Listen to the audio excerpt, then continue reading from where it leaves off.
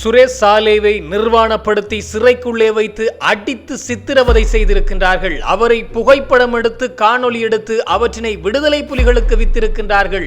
இந்த ஆதாரம் இப்போது எனக்கு கிடைத்திருக்கின்றது என்ற அடிப்படையிலே மிக பெரும் குண்டை தூக்கி போட்டிருக்கின்றார் உதய கம்மன்வல.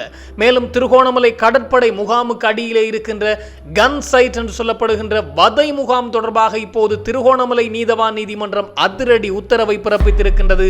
உடனடியாக விசாரணைகளை தொடங்கும்படியும் நீதவான் உத்தரவு பிறப்பித்திருக்கின்றார். மேலும் அர்ஜுனா ராமநாதனுடைய பதாதைகளுக்கு இப்போது செருப்பு மாலை அணிவிக்கப்பட்டிருந்தது. அதனை அவரே அர்ஜுனா ராமநாதனை உடனடியாக விரைந்து வந்து அதனை கிழித்தறிந்து தன்னுடைய காரிலே கொண்டு சென்ற காணொலிகளும் பெரும் பரபரப்பை ஏற்படுத்தி இருக்கின்ற போதுதான் நீதிமன்றமும் நாடாளுமன்ற உறுப்பினர் அர்ஜுனா ராமநாதனுக்கு இப்போது அதிரடி அறிவிப்பொன்றை வெளிப்படுத்தி இருக்கின்றது. இந்த விடயங்கள் பற்றித்தான் இந்த தொகுப்பினூடாக முழுமையாக பேசப் போகின்றோம். அன்புறவுகளில் ஒருக்குமே வணக்கம். சுரேஷ் சாலே தொடர்பாக இப்போது மிக முக்கியமான விடயம் ஒன்றை வெளிப்படுத்தி இருக்கின்றார் உதய கம்மன்வல. குறிப்பாக சுரேஷ் சாலேவை சிறைக்குள்ளே வைத்து கடுமையாக அடித்து சித்திரவதை செய்திருக்கின்றார்களாம் குற்றத்தடுப்பு விசாரணை பிரிவு அதிகாரிகள். அத்தோடு சுரேஷ் சாலேவை நிர்வாணப்படுத்தி அவரை புகைப்படம் எடுத்து காணொலி எடுத்திருக்கின்றார்களாம் குற்றத்தடுப்பு விசாரணை பிரிவினர் என்ற அடிப்படையிலே உதய கம்மன்வல நேற்றைய தினம் ஒரு ஊடக சந்திப்பு ஒன்றை நடத்தியிருக்கின்றார். இந்த ஊடக சந்திப்பிலே குறிப்பிட்டிருக்கின்றார், எடுத்த அந்த காணொலிகள் எங்கே சென்றது, அந்த புகைப்படங்கள் எங்கே சென்றது என்ற ஆதாரம் எல்லாம் என்னிடம் இருக்கின்றது என்பதை சுட்டிக்காட்டியிருக்கின்றார். மேலும் சொல்லியிருக்கின்றார், சுரேஷ் சாலேவை இந்த சிஐடி மற்றும் இந்த அரசாங்கம் சேர்ந்து மனநலம் பாதிக்கப்பட்டவராக்குவதற்கான வேலை செய்து வருகின்றார்கள். அவரை சிறைக்குள்ளே நிர்வாணப்படுத்தி எடுத்த புகைப்படங்களையும் அவரை தாக்கி சித்திரவதை செய்த காணொலிகளையும் விடுதலை புலிகளுக்கு அனுப்பி வைத்து விட்டார்களாம் இந்த குற்றத்தடுப்பு விசாரணை பிரிவு அதிகாரிகள் என்ற விடயத்தை ஊடக சந்திப்பின் போது தெரிவித்திருக்கின்றார். இந்த உதய கம்மன்வல உறக்கத்திலும் புலி புலி என்றுதான் உறங்குவார் போல் இருக்கின்றது. என்னத்தை செய்தாலும் இலங்கையிலே யாருக்கும் குழந்தை கிடைத்தாலும் புலி என்று சொல்வார். யாரும் பௌத்தபிக்கு இறந்து போனாலும் புலி என்று சொல்வார். அவருக்கு குழந்தை கிடைத்தாலும் புலி என்று சொல்வதற்கான வாய்ப்பு அதிகமாக இருக்கின்றது. அப்படியான கருத்துக்களைத்தான் உதய கம்மன்வல தொடர்ச்சியாகவே பதிவிட்டு வருகின்றார். என்ன நடந்தாலும் அதுக்கு காரணம் புலிகள் தான் என்ற அடிப்படையில் சொல்லி வருகின்றார். அதே போன்றுதான் இந்த சுரேஷ் சாலே விடயத்திலும் இந்த கருத்தை தெரிவித்திருக்கின்றார் உதய கம்மன்வல. அவர் மேலும் குறிப்பிட்ட விடயமானது, பல நாட்களாக சித்திரவதை செய்யப்பட்டிருக்கின்றார் இந்த சுரேஷ் சாலே சிறைக்குள்ளே வைத்து அவரை அடித்து சித்திரவதை செய்த காணொலிகள் தங்களிடம் இல்லை என்று குற்றத்தடுப்பு விசாரணை பிரிவு சொல்கின்றதாம். ஆனால் எங்கிருக்கின்றது என்று எனக்கு தெரியும், அதற்கான ஆதாரமும் கிடைத்திருக்கின்றது என்னிடம், எனவே அதற்கான ஆதாரம் இருக்கின்றது, அவை அத்தனையும் விடுதலை புலிகளுக்கு அனுப்பப்பட்டிருக்கின்றது என்ற அடிப்படையிலே சொல்லியிருக்கின்றார். புலம்பெயர் அமைப்புகளுக்கும் விடுதலை புலிகள் அமைப்புகளுக்கும் அனுப்பப்பட்டு பணம் வாங்கப்பட்டிருக்கின்றதாம் இந்த அரசாங்கத்தினால், குறிப்பாக குற்றத்தடுப்பு விசாரணை பிரிவினால். அது தொடர்பான ஆதாரங்கள் எனக்கு கிடைத்திருக்கின்றது, மிக விரைவிலே பொது வழியிலே அதனை நான் விடுவேன் என்ற அடிப்படையில் உதய கம்மன்வல சுட்டிக்காட்டி இருக்கின்றார். இவருக்கு மாத்திரம்தான் இப்படியான ஆதாரங்கள் எல்லாம் கிடைக்கின்றது. இப்போது ஒரு சிக்கலிலே மாட்டி இருக்கின்றார். இந்த பிள்ளையானுக்கு முன்னாள் இராணுவ தளபதியாக இருந்த சரத் பொன்சேகா தான் 400 துப்பாக்கிகளை கொடுத்தார் என்று நீதிமன்றத்திலே நீ சொல்லு என்ற அடிப்படையிலே இவர் சொல்லியிருக்கின்றார் உதய கம்மன்வல. இந்த பிள்ளையானிடம் இப்படி ஒரு விடயத்தை சொல்லு என்று சொல்லி இருக்கின்றாராம். அந்த துப்பாக்கிகள் ஒன்றும் மீண்டும் பாதுகாப்பு அமைச்சுக்கு கொடுக்கப்படவில்லை என்ற சர்ச்சை இருக்கின்றது. எனவே இப்படி ஒரு சட்டத்தரணி கூற முடியுமா என்ற அடிப்படையில் விமர்சனங்கள் எழ ஆரம்பித்திருக்கின்றது உதய கம்மன்வல மீது. அப்படியான ஒரு விடயத்தை தான் இந்த சுரேஷ் சாலே விடயத்திலும் குண்டை தூக்கி போட்டிருக்கின்றார். இந்த சுரேஷ் சாலேவினுடைய காணொலிகள் அத்தனையும் விடுதலை புலிகளுக்கு விற்கப்பட்டு விட்டது, எனவே இந்த அரசாங்கம் விடுதலை புலிகளுக்காக வேலை செய்து வருகின்ற அடிப்படையிலான ஒரு ஊடக சந்திப்பு ஒன்றை நேற்று நடத்தி மீண்டும் ஒரு சர்ச்சையை ஏற்படுத்தி இருக்கின்றார். இவருடைய இந்த அவதூறு விடயம், இவரை போன்ற யாழ்ப்பாணத்திலும் ஒரு நாடாளுமன்ற உறுப்பினர் பலரை அவதூறாக சொல்லி எந்த ஆதாரமே அவரிடம் இருக்காது, சும்மா அவதூறு சொல்லிவிட்டு அவருடைய கடந்து போய் விடுவார், அவரிடம் எந்த ஆதாரமே இருக்காது. அதே போன்றுதான் உதய கம்மன்வலமும் அவதூறுகளை பரப்பி வருகின்றார். ஆனால் இவர் இது சார்ந்து கைது செய்யப்படவில்லை என்பதுதான் எல்லோரிடமும் இருக்கின்ற ஒரு கவலையாக இருக்கின்றது. அத்தோடு சுரேஷ் சாலேவுடைய உடல்நிலை மிக மோசமாகி வருவதாக அவருடைய மனைவி சொல்லி இருக்கின்றார். அவர் உணவு அருந்துவதை மீண்டும் தவிர்த்து வருகின்றார் என்றும் அவருக்கு வழங்கப்படுகின்ற உணவை மருத்துவர்கள் வலுக்கட்டாயமாக திரவமாக்கி கொடுக்கின்றார்கள் என்பதையும் சொல்லியிருக்கின்றார் இந்த சுரேஷ் சாலேவினுடைய மனைவி. இந்த சுரேஷ் சாலேவை பழிவாங்குவதற்காகத்தான் சானி அபயசேகர குற்றத்தடுப்பு விசாரணை பணிப்பாளர் சானி அபயசேகர மற்றும் ரவி செனிவிரத்தின் ஆகியோர் கடும் வேலைகளை செய்து வருகின்றார்கள் என்றும், ஆனால் முழு குற்றவாளி இந்த சானி அபயசேகர தான், அதாவது குற்றத்தடுப்பு விசாரணை பிரிவினுடைய பணிப்பாளராக இருக்கின்ற சானி அபயசேகர் தான் குண்டு தாக்குதலை தடுக்க தவறிய முழு குற்றவாளி என்ற அடிப்படையிலே உதயகமன்வல சுட்டிக்காட்டியிருக்கின்றார். இந்த குற்றவாளி குண்டு தாக்குதலை தடுக்க தவறியதால் தான் இவ்வளவு பெரிய குண்டு தாக்குதல் நடந்ததாகவும் கோட்டாவினால் உருவாக்கப்பட்ட ஒரு ஆணைக்குழு ஒன்று இவர் மீது, அதாவது சானி அபேசகர மீது 13 குற்றங்களை கண்டுபிடித்திருக்கின்றது.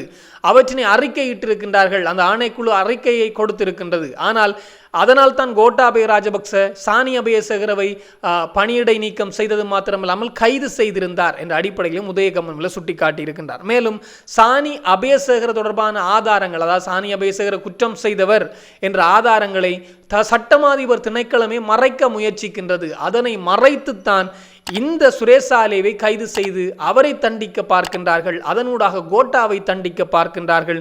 கோட்டாவை தண்டிப்பதனுடைய நோக்கம் சானி அபேசகர குற்றத்தடுப்பு விசாரணை பணிப்பாளர் கோட்டாவை பழிவாங்க துடிக்கின்றார் என்ற அடிப்படையிலான கருத்தையும் இந்த உதயகமன்வல சொல்லி இருக்கின்றார். அதாவது அதான் சொன்னேன், யாழ்ப்பாணத்திலும் ஒருவர் இருக்கின்றார். அதே போன்றுதான் இந்த உதயகமன்வலவும் மனநலம் பாதிக்கப்பட்டவர் போன்ற அடிக்கடி ஒரு கருத்தை சொல்லி வருகின்றார் என்பது மிக மிக முக்கியமான விடயமாக அமைகிறது. மேலும் கன் சைட் வதை முகாம், அதாவது திருகோணமலை கடற்படை முகாமிலே அமைந்திருக்கின்ற முகாமினுடைய அடித்தள அறை அல்லது நிலத்தடி வதை முகாம் என்று சொல்லப்படுகின்ற 12 அறைகள் கொண்ட கன் சைட் வதை முகாம். இது 2008-2009 காலப்போது என்றால் ராஜபக்சக்களின் ஆட்சி, பாதுகாப்பு செயலாளராக கோட்டா இருந்த காலகட்டம். இந்த காலகட்டத்திலே தங்களுக்கு எதிரானவர்களை பழிவாங்குவதற்கு இந்த வதை முகாம் பயன்படுத்தப்பட்டிருக்கின்றது. திருகோணமலை கடற்படை முகாமுக்குள்ளே இருந்த அந்த வதை முகாம் அதற்கு உடந்தையாக இருந்தவர் என்றால் இராணுவ புலனாய்வு பிரிவினுடைய தலைவர் இராணுவ புலனாய்வு பிரிவினுடைய தலைவராக என்றால் சுரேஷ் சாலே அதற்குள்ளே இருந்தவர்.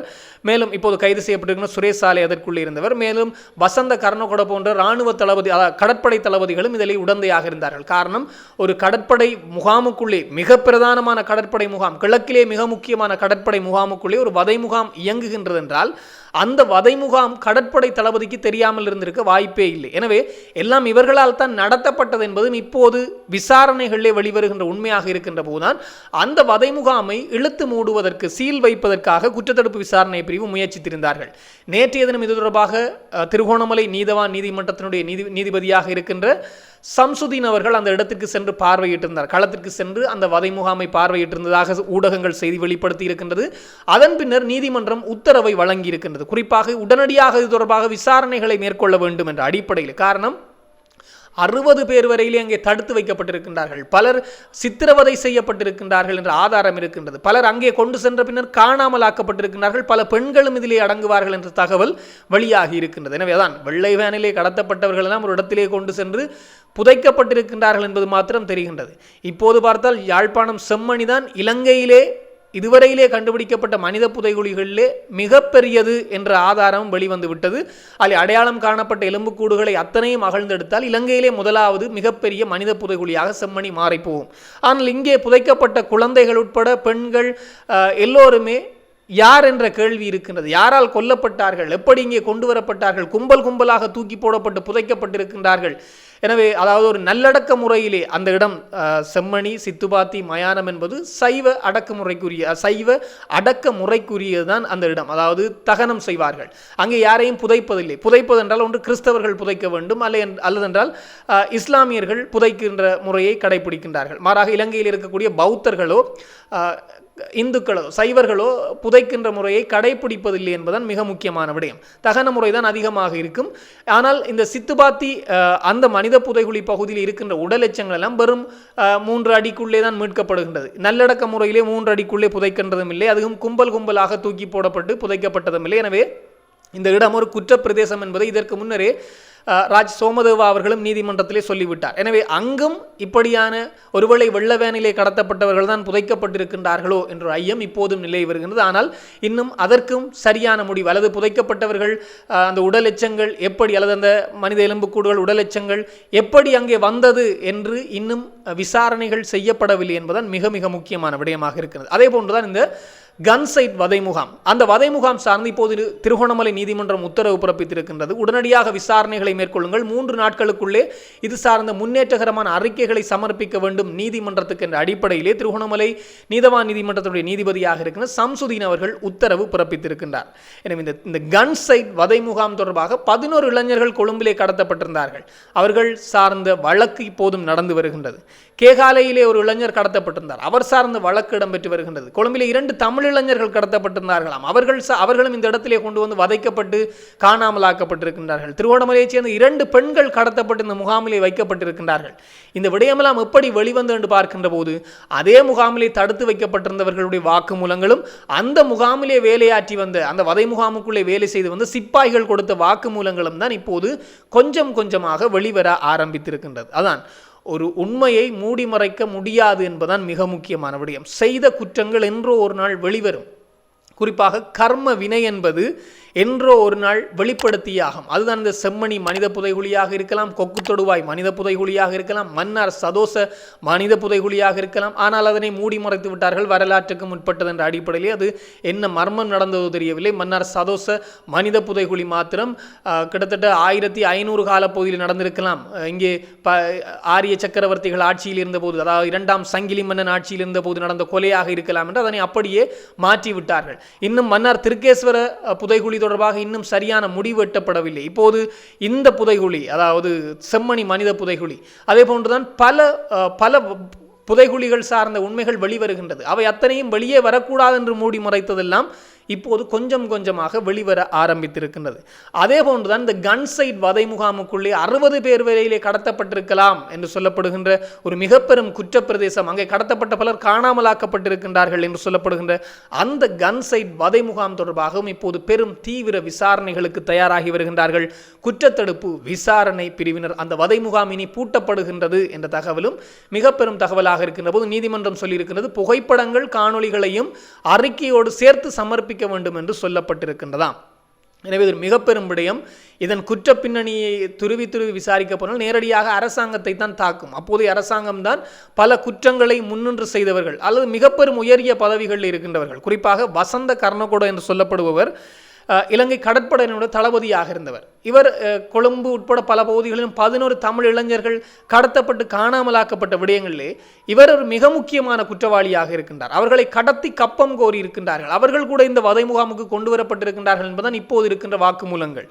பல பகுதிகளிலிருந்து பலர் கடத்தப்பட்டு கப்பம் கோரப்பட்டிருக்கின்றார்கள். குற்ற பின்னணிகள் கொண்டவர்கள் இந்த முகாமுக்கு அதாவது குற்ற பின்னணி இங்கே நடந்திருக்கின்றது, பல அப்பாவிகள் இந்த முகாமுக்கு கொண்டு வரப்பட்டிருக்கின்றார்கள் என்ற தகவல்கள் வெளியாகி இருக்கின்றது. பல ஊடகவியலாளர்கள் இங்கே கொண்டு வரப்பட்டிருக்கின்றார்கள் என்ற தகவல்கள் வெளியாகி தீவிர பேசுபொருளாக இருக்கின்ற போதுதான் குற்றத்தடுப்பு விசாரணை பிரிவு அடுத்த கட்டம் நோக்கி இப்போது நகர்கின்றார்கள்.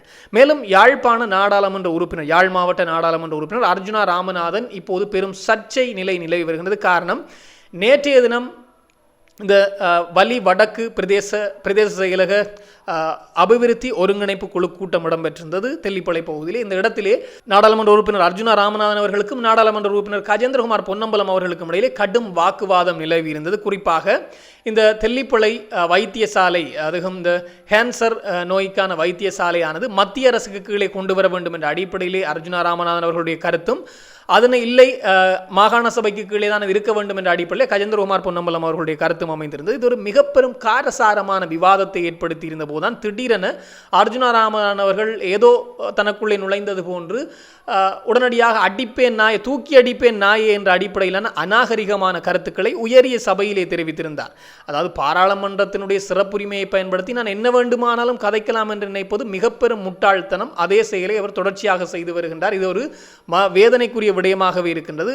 தூக்கி அடிப்பேன் நாயே என்ற கருத்து, அதுவும் உயரிய சபை, அதாவது அந்த இடம் ஒன்றும் சந்தையும் இல்லை, அதாவது மதுபானம் அருந்துகின்ற இடமும் இல்லை. அங்கேதான் இப்படியான வார்த்தை பிரயோகங்கள் இடம்பெறும். குறிப்பாக மதுபானம் அருந்துகின்ற இடங்களிலே தான், பாரிலே தான் இந்த இப்படியான வார்த்தை பிரயோகங்கள் அல்லது கள்ளுத்தவரணையிலே தான் இப்படியான வார்த்தை பிரயோகங்களை சொல்வார்கள். ஆனால் இந்த உயரிய சபை, மக்களுக்கான தீர்மானங்கள் எடுக்க வேண்டிய சபையிலே இப்படியான வார்த்தைகள் என்பது ஒரு கேலிக்குரியது அல்லது மிக மிக மனவேதனைக்குரியது என்பதுதான் மிக மிக முக்கியமான விடயம். அந்த கருத்து தெரிவிக்கப்பட்டது. அது தொடர்பாகத்தான் மிக பெரும் பேசுபொருளாக மாறியிருந்த போது திடீரென இன்றைய தினம் பல ஊடகங்களில் செய்தி வெளியாக இருந்தது. யாழ் நகர பகுதியிலே, குறிப்பாக யாழ்ப்பாணம் பிரதான வீதியிலே இருக்கக்கூடிய ஒரு சந்தியிலே ராமநாதன் அர்ஜுனா அவர்களுடைய பதாதைக்கு செருப்பு மாலை அணிவித்து அங்கே காட்சிப்படுத்தப்பட்டிருக்கின்ற அடிப்படையிலான செய்திகள் பார்க்க கிடைத்திருந்தது. அதனை பின்னர் ராமநாதன் அர்ஜுனா அவர்களை அந்த இடத்துக்கு வந்து அதனை கிழித்தறிந்து தன்னுடைய காரில் ஏற்றி சென்றிருக்கின்றார் என்ற செய்திகளும் தீவிரமாக பரவ ஆரம்பித்திருக்கின்றது. எனவே ஒரு நாடாளுமன்ற உறுப்பினரை அவமதிக்கின்ற விதத்திலே பதாதைகள் அங்கே வைக்கப்பட்டிருப்பதும் ஏற்றுக்கொள்ள முடியாது. ஆனால் நாடாளுமன்ற உறுப்பினர் தன்னுடைய சிறப்புரிமை என்று எல்லாத்தையும் சொல்லிக்கொண்டு எதையும் கதைத்து விடவும் முடியாது. இது ஒரு மிக மிக மோசமான விளைவுகளை அவருக்கு ஏற்படுத்தும் என்பது மிக முக்கியமான விடயம். காரணம், எதிர்வருகின்ற காலங்களில் அவர் அனுபவிப்பார். அவருடைய வாக்கு வீதத்திலும் சரி, அவருடைய எதிர்காலங்களும் இதற்கு பதில் சொல்லும் என்பதுதான் மிக மிக மிக முக்கியமான விடயம். அப்படி இருக்கின்ற போதுதான் இன்றைய தினம் நீதிமன்றம் ராமநாதன் அர்ஜுனா அவர்களுக்கு ஒரு மிக முக்கியமான அறிவிப்பை வெளிப்படுத்தி இருக்கின்றது. குறிப்பாக இந்த தெல்லிப்பளை மருத்துவமனையினுடைய பெண் மருத்துவ நிபுணர் ஒருவர் தொடர்பாக பல அவதூறு கருத்துக்களை தெரிவித்து வந்தார். அர்ஜுனா ராமநாதன் அவர்களுடைய கருத்துக்கள் பெரும்பாலும் அவதூறு கருத்துக்களாகத்தான் இருக்கின்றது. எந்த ஆதாரமுமே இருக்காது. அதான் இந்த தென்னிலங்கையில் இருக்கக்கூடிய விமல் வீரவம்ச உதயகம்மன்வெல ஆதாரம் இல்லாமல் புலி என்பது போன்றுதான் இவரும்.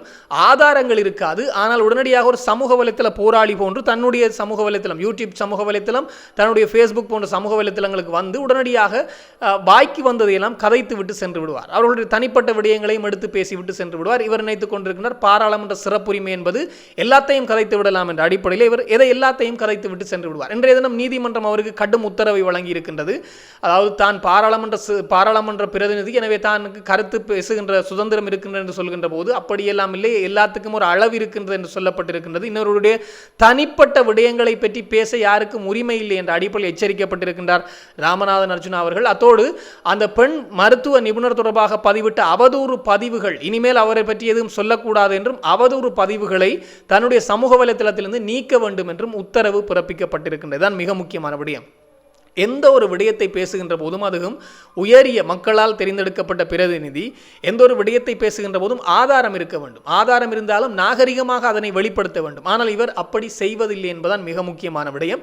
அநாகரிகமாக, அதுவும் தன்னுடைய வாய்க்கு வந்தபடி பேசிவிட்டு செல்வார். இதனால் எல்லோரும் அதாவது பொதுமக்கள் இப்போது சமூக வலைத்தளங்கள் தீவிரமாக வளர்ந்திருப்பதனால் மக்கள் எல்லோரும் சமூக வலைத்தளங்களில் வருவதெல்லாம் உண்மை என்று நினைத்து விடுவார்கள். ஒருவரை பார்த்து அவருக்கு 5 பொஞ்சாதி என்றும் சொல்லுவார், இவருக்கு 4 பொஞ்சாதி என்றும் சொல்லக்கூடிய தன்மை. ஆனால் எல்லோருமே உடனடியாக நம்பி விடுவார்களா, டாக்டர் சொல்கின்றார், எல்லாம் அப்படித்தான் இருக்கும் என்ற அடிப்படையில். ஆனால் எந்த ஆதாரமும் இருக்காது, அவதூறாக தன்னுடைய கருத்தை பேசிவிட்டு செல்வார். அது அவருடைய பாணியாக இருக்கின்றது. ஆனால் பின்விளைவுகள், அந்த அவர் பேசுகின்ற நபர்களுக்கு பின்விளைவுகள் மிகப்பெரியதாகவே இருக்கின்றது. எனவே இதை அவர் நன்கு உணர்ந்து கொண்டு செயற்பட்டால் சிறப்பாக இருக்கும். காரணம், மக்களால் தெரிவு செய்யப்பட்ட பிரதிநிதி. எத்தனையோ தமிழ் தேசிய பரப்பு நாடாளுமன்ற உறுப்பினர்கள் இருந்தார்கள். மக்கள் கொஞ்சம் இந்த விடயத்திலே விரக்தி கண்டிருந்தார்கள். தமிழ் தேசிய பரப்பு நாடாளுமன்ற உறுப்பினர்களால் எந்த விதமான நன்மையும் எங்களுக்கு கிடைக்கவில்லை, அல்லது இதுவரையிலே எந்த விதமான 2009 போர் முடிந்தது பின்னர் மாகாண சபை வருகின்ற போது சின்ன குட்டி தமிழீழம் கிடைத்து விட்டது என்ற அடிப்படையில் பரப்பிய பல தமிழ் தேசிய பரப்பு நாடாளுமன்ற உறுப்பினர்களால் எந்த நன்மையும் கிடைக்கவில்லை என்று உணர்ந்து கொண்ட மக்கள் பலரை புறக்கணித்திருந்தார்கள்.